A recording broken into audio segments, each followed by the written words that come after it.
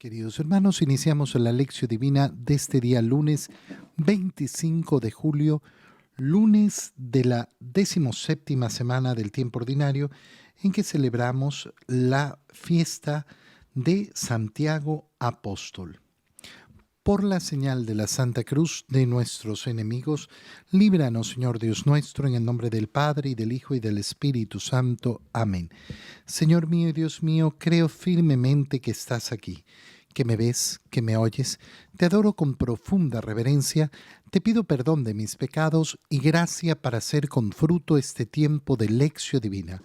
Madre mía Inmaculada, San José, mi Padre y Señor, Ángel de mi guarda, interceded por mí. En este día en que celebramos la fiesta de Santiago Apóstol, en la primera lectura leemos la segunda carta de San Pablo a los Corintios, capítulo 4, versículos 7 al 15. Hermanos, llevamos un tesoro en vasijas de barro, para que se vea que esta fuerza tan extraordinaria proviene de Dios y no de nosotros mismos.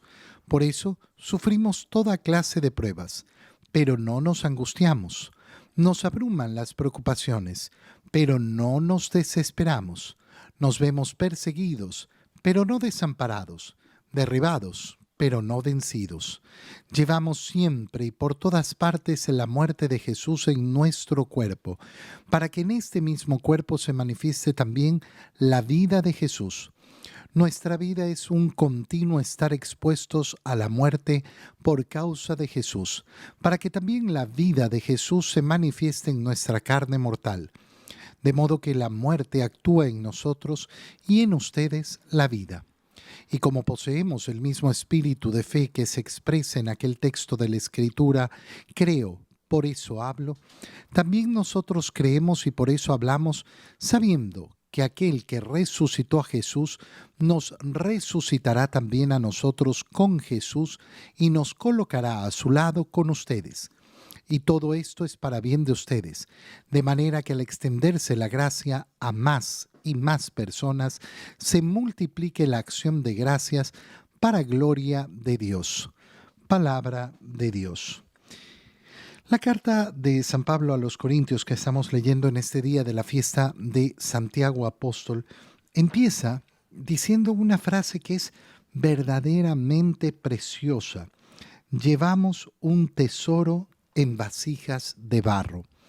¿Cuáles son las vasijas de barro? Nuestra humanidad, nuestro cuerpo, nuestra vida, nuestro ser. Esa es la vasija de barro. Nuestra naturaleza humana, que es débil, que es pecadora, que es deteriorada, que sufre tanto, pero llevamos en ella un tesoro. ¿Cuál es ese tesoro? La gracia de Dios. La gracia de Dios. Esa gracia que además se transmite a los hombres. La gracia que empieza por la misma palabra de Dios. Fíjate lo que significa poder brindarles a los demás, llevar a los demás porque yo conozco la palabra de Dios. Yo que soy un indigno pecador, yo que soy una miseria, yo que soy un ignorante, y sin embargo, puedo tener en mí la sabiduría máxima y la riqueza máxima que es la palabra de Dios. Bueno, eso es llevar un tesoro en vasijas de barro. Y justamente San Pablo lo explica por qué sucede esto, por qué llevamos este tesoro en vasijas de barro, para que se vea que esta fuerza tan extraordinaria proviene de Dios y no de nosotros mismos. ¿Por qué los instrumentos del Señor son tan pequeños, tan humildes, tan débiles, tan miserables? A lo largo de la historia de la salvación, el Señor no ha escogido a los mejores en cuanto a los criterios humanos. No ha escogido a los más fuertes, no ha escogido a los más sabios, no ha escogido a lo que podríamos llamar lo mejor del mundo. No, ha escogido a lo más humilde, a lo más pequeño. ¿Para qué? Justamente para manifestar su grandeza. Estamos celebrando la fiesta de Santiago Apóstol. Y esto, ¿por qué es relevante en esta fiesta de Santiago Apóstol? Porque recordamos que los apóstoles no fueron elegidos por su grandeza humana, Fueron elegidos porque a Dios le dio la gana elegirlos.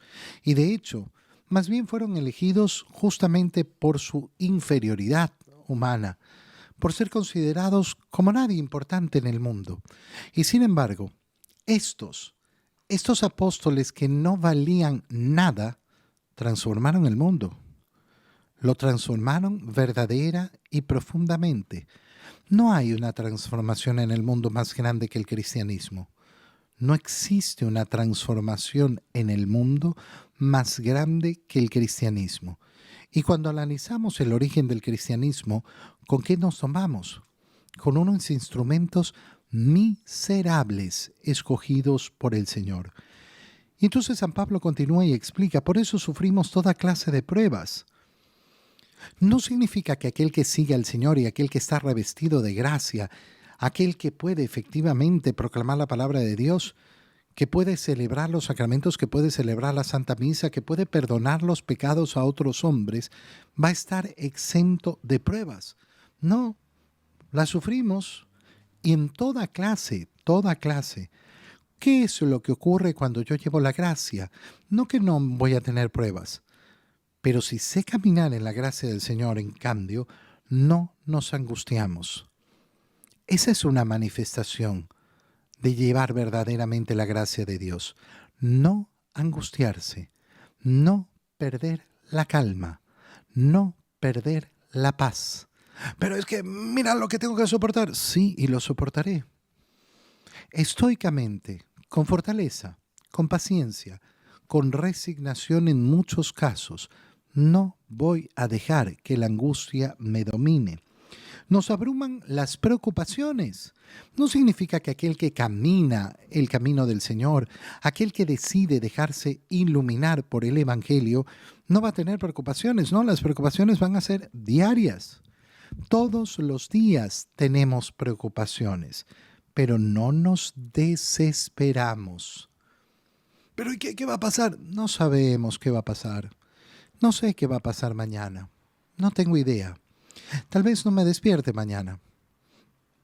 Tal vez no me despierte. No voy a dejarme llevar por las preocupaciones. Las preocupaciones no son lo que van a dominarme. Nos vemos perseguidos, pero no desamparados. Qué bonita expresión. Al cristiano lo persigue el mundo. Sí, lo persigue el mundo. Y lo persigue Satanás. Por eso el enemigo, como león rugiente, anda buscando a quien devorar. Siempre somos perseguidos, pero nunca desamparados. Pero mira cómo me persiguen. Sí, pero yo estoy bajo el amparo de Dios. Tengo el amparo de mi Señor. Derribados, muchas veces, pero nunca vencidos. Derribados todas las veces que hemos caído en pecado, pero no vencidos. Ay, es que volví a caer en el pecado. Vuélvete a levantar. ¿Y qué pasa si caigo? No, te vuelves a levantar. Porque ese es el camino del cristiano. No es otro. No, es el camino que siempre uno está perfecto, siempre está bien, nunca cae, nunca peca. No. El camino del cristiano es el del pecador que siempre está arrepintiéndose y levantándose. Siempre levantándose porque confía en la gracia del Señor. Llevamos siempre por todas partes la muerte de Jesús. ¿Qué significa llevar la muerte de Jesús a todas partes? En primer lugar, significa anunciar la muerte de Cristo, que es esa muerte redentora, esa muerte que nos ha salvado. Pero la llevamos en nuestro cuerpo, dice San Pablo. ¿Qué significa? Que vivimos la mortificación. Matamos nuestro cuerpo. ¿De qué manera? Matamos nuestro cuerpo a través de la penitencia, a través de esos actos en los cuales yo corto mis gustos, mis anhelos, mis deseos, en que renuncio a tantas cosas que pueden ser buenas y que no son pecaminosas. Y sin embargo, renuncio a ellas para ofrecerle mi muerte al Señor. Muero a las ganas de hacer esto. ¿Por qué? Porque se llama mortificación, porque se llama vivir la muerte de Cristo en tu propio cuerpo, para que este mismo cuerpo se manifieste también la vida de Jesús. Si Cristo ha muerto y ha resucitado. Bueno, yo también tengo que morir para resucitar. Y eso es la mortificación de nuestros sentidos, la mortificación de todos nuestros gustos y afanes, y también la mortificación de nuestras opiniones, de nuestras ideas. Nuestra vida por eso es un continuo estar expuestos a la muerte por causa de Jesús, para que también la vida de Jesús se manifieste en nuestra carne mortal. Pero mira, ¿cómo pueden avanzar estos? Porque Cristo vive. Porque Cristo vive verdaderamente. De modo que la muerte actúa en nosotros y en ustedes la vida. Morimos por ustedes, porque eso es el servicio, morir por el otro. Eso es servir, y servir es amar verdaderamente. Y como poseemos el mismo espíritu de fe que se expresa en aquel texto de la Escritura, creo, por eso hablo, también nosotros creemos y por eso hablamos. No se puede decir que uno cree y no hablar de aquello que cree. Se proclama la palabra. Esta es la acción del apóstol de Cristo, sabiendo que aquel que resucitó a Jesús nos resucitará también a nosotros. Porque al final todas las pruebas, todos los problemas, todas las preocupaciones, todas las angustias, todas las muertes, todas las persecuciones que tenemos que enfrentar en este mundo, ¿a dónde nos van a conducir? A la vida eterna, a la resurrección. Esa es la esperanza que mueve el corazón del cristiano, no es otra. Y todo esto es para bien de ustedes, pidiendo por ustedes. El apóstol se entrega verdaderamente al servicio de los demás, entregándose a los demás. En el Evangelio, leemos el Evangelio de San Mateo, capítulo 20, versículos 20 al 28.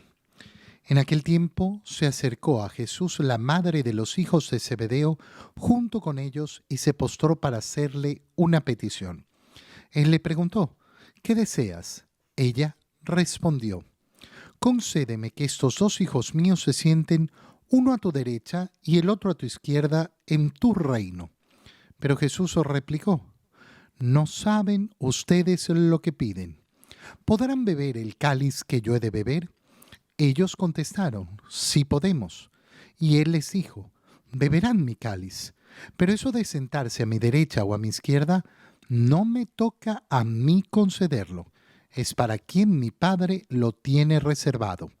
Al oír aquello, los otros 10 discípulos se indignaron contra los dos hermanos. Pero Jesús los llamó y les dijo, ya saben que los jefes de los pueblos los tiranizan y que los grandes los oprimen. Que no sea así entre ustedes. El que quiera ser grande entre ustedes, que sea el que los sirva, y el que quiera ser el primero, que sea su esclavo. Así como el Hijo del Hombre no ha venido a ser servido, sino a servir y a dar la vida por la redención de todos. Palabra del Señor. En esta fiesta de Santiago Apóstol se nos presenta esta imagen del Evangelio, esta escena del Evangelio tan particular. La madre de los hijos de Zebedeo. ¿Quiénes son los hijos de Zebedeo? Santiago y Juan.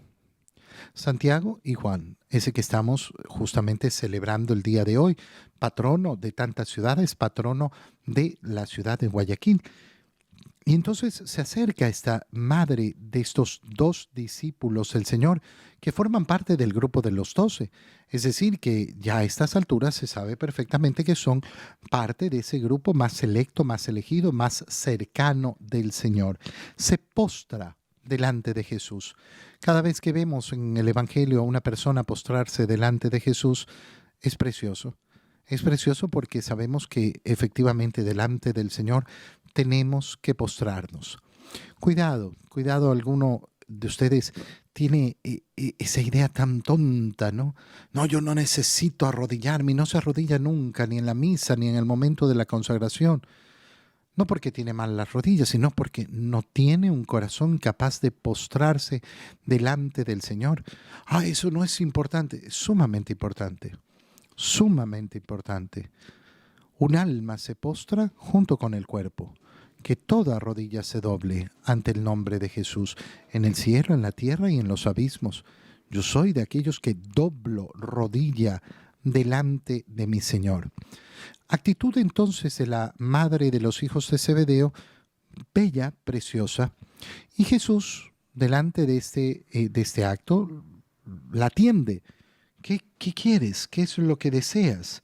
Y ella le dice entonces, concédeme que estos dos hijos míos se sienten uno a tu derecha y otro a tu izquierda en tu reino.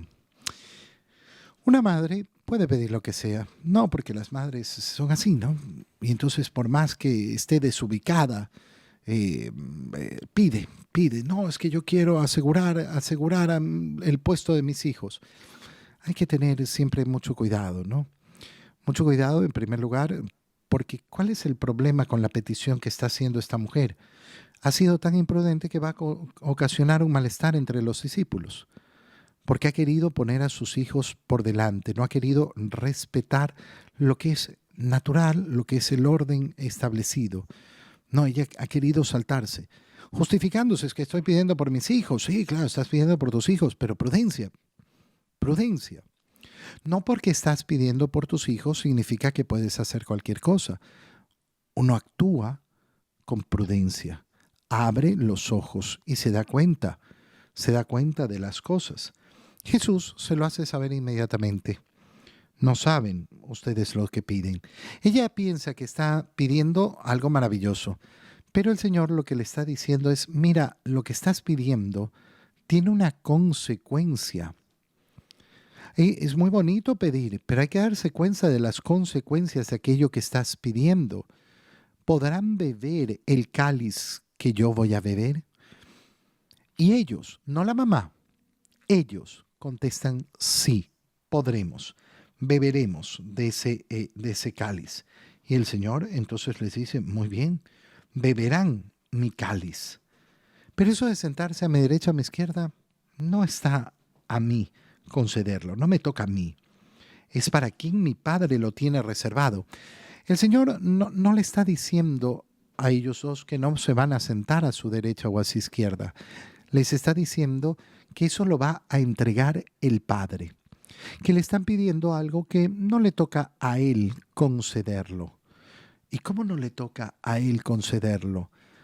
Porque es el Padre quien coloca junto a su Hijo a quien quiere colocar.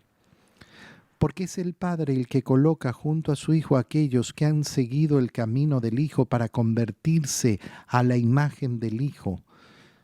Y por tanto los quiere más cerca de su Hijo. ¿Por qué? Porque se identifican más con Él.